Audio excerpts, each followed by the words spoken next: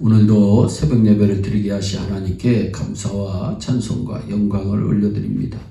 우리 다 함께 사도신경으로 신앙 고백하신 후에 찬송가 200장을 부르신 후 에레미야서 29장의 말씀을 읽으신 다음 오늘 말씀을 듣도록 하겠습니다.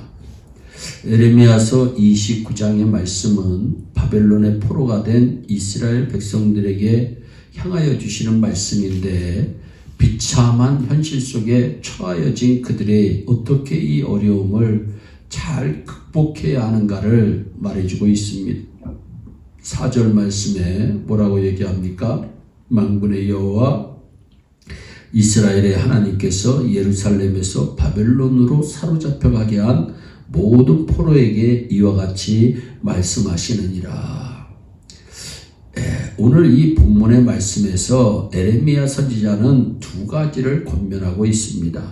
그 말씀이 5절로부터 7절 부분과 8절, 9절 부분입니다. 5절로부터 7절의 부분은 포로로 잡혀간 그 지방에서 잘 적응하여 불평과 원망 없이 평안히 거하여야 하는 것을 권면하는 말씀입니다. 그래서 5절 이하의 7절 보면은 너희는 집을 짓고 거기에 살며 텃밭을 만들고 그 열매를 먹어라. 아내를 맞이하여 자녀를 낳으며 너희 아들이 아내를 맞이하며 너희 딸이 남편을 맞아 그들로 자녀를 낳게 하여 너희가 거기에서 번성하고 주루들지 아니하게 하라. 너희는 내가 사로잡혀 가게 한 그 성읍의 평안을 구하고 그를 위하여 여호와께 기도하라. 이는 그 성읍이 평안함으로 너희도 평안할 것임이니라. 아멘. 그런데 8절로부터 9절 부분은 거짓 선지자와 복술자에게 미혹을 당하지 말라고 하는 말씀이 나옵니다. 만군의 여호와 이스라엘의 하나님께서 이와 같이 말하노라. 너희 중에 있는 선지자들에게와 점쟁이에게 미혹되지 말며 너희가 꾼 꿈도 고지 듣고 믿지 말라. 우리는 꿈 얘기하고 꿈을 너무 믿는 사람들이 있죠. 근데 너희가 꾼 꿈도 고지 듣고 믿지 말라고 성경은 말씀합니다. 그러면서 뭐라고 얘기해요? 내가 그들을 보내지 아니하였어도 그들이 내 이름으로 거짓을 예언함이라. 여호와의 말씀이니라. 분명히 성경은 말씀하고 있습니다. 이 두 가지의 권면을 잘 받아들여야만 고국으로 돌아갈 수 있다고 에레미야 선지자는 말씀하고 있어요. 여러분, 그렇다면 이 말씀은 이스라엘 백성들의 장래 문제가 걸려있는 말씀이요, 그대로 받고 행하기만 하면 사는 길이요, 그렇지 않으면 죽음의 길인 것입니다. 그러면서 10절 말씀에 나 여호와가 이같이 말한다. 70년이 차면 내가 돌아오게 할 것이다. 하나님은 인생에게, 이스라엘 백성들에게 소망을 주시기를 원합니다. 하나님은 이스라엘에게 고국으로 돌아갈 수 있다는 소망의 말씀을 주시고 있으니 이제 그 말씀을 든든히 믿기만 하면 되는 것입니다. 그러나 세월이 점점 지나면서 현실적으로는 가나안으로 돌아갈 징조가 조금도 보이지 않습니다. 그러자 백성들은 절망감에 사로잡혀서 거짓 예언자와 점쟁이들을 찾기 시작합니다. 서서히 이스라엘 백성들의 믿음이 무너지기 시작한 것입니다.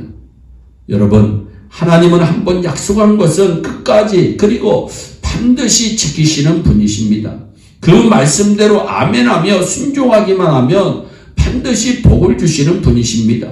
신명기 7장 9절에 그러즉 너는 알라 오직 내 하나님 여호와는 하나님이시다. 신실하신 하나님이시다. 그를 사랑하고 그 계명을 지키는 자에게는 천대까지 복을 내려 주신다고 말씀하고 있고요.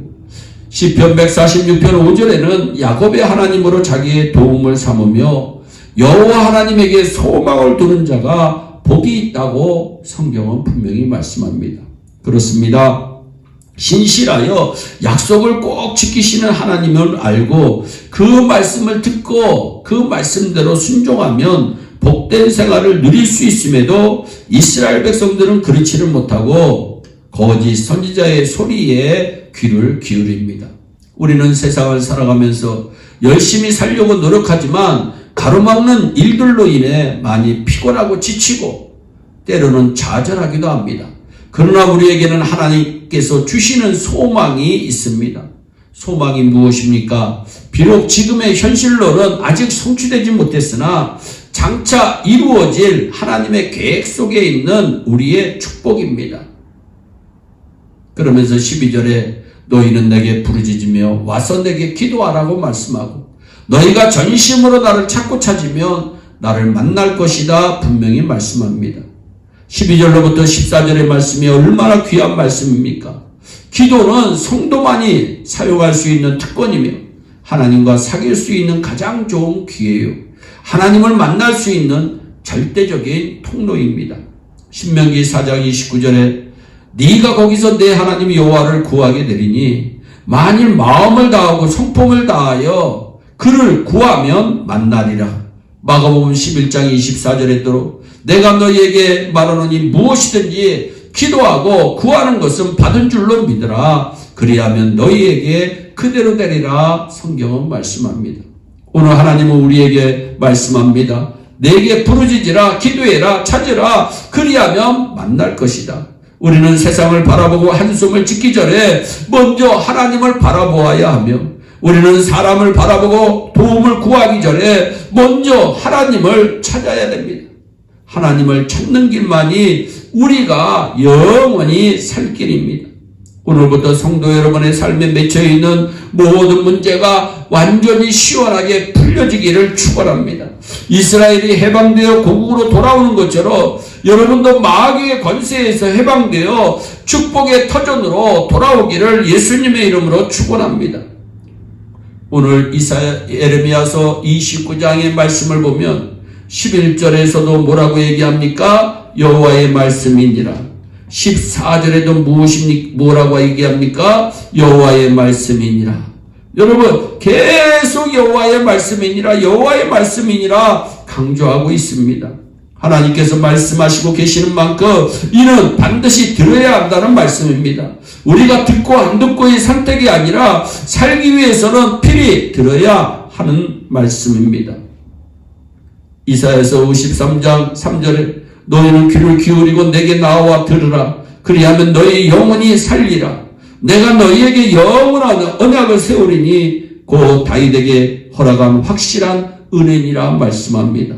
우리 예일의 온 성도들이 여러분 하나님을 찾으면 문제가 해결된다고 하는 사실을 꼭 믿고 구하라 주실 것이요 찾으라 찾을 것이요 문을 두드리라 말씀하신 그 하나님께 구하기만 하면 만사가 형통이고 복된 삶이 이루어질 것이라고 확실히 믿습니다. 기도하겠습니다. 사랑의 하나님 아버지, 오늘도 생명이 귀한 말씀을 우리에게 허락하심을 감사합니다.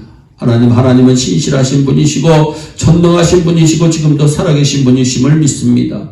그 하나님을 찾으면 하나님께서 만나주신다고 주님이 분명히 말씀하셨고 구하는 곳마다 하나님 얻게 되고 찾는 것마다 찾게 되고 문을 두드리는 것마다 열려지는 역사가 일어나신 줄 믿습니다. 우리 예일의 성도들이 어렵고 힘들 때일수록 하나님 만나게 하시고 하나님 찾게 하여 주시고 하나님 구할 수 있는 믿음의 소유자들이 다 되게 하여 주옵소서. 감사하고 예수님의 이름으로 기도하옵나이다. 아멘.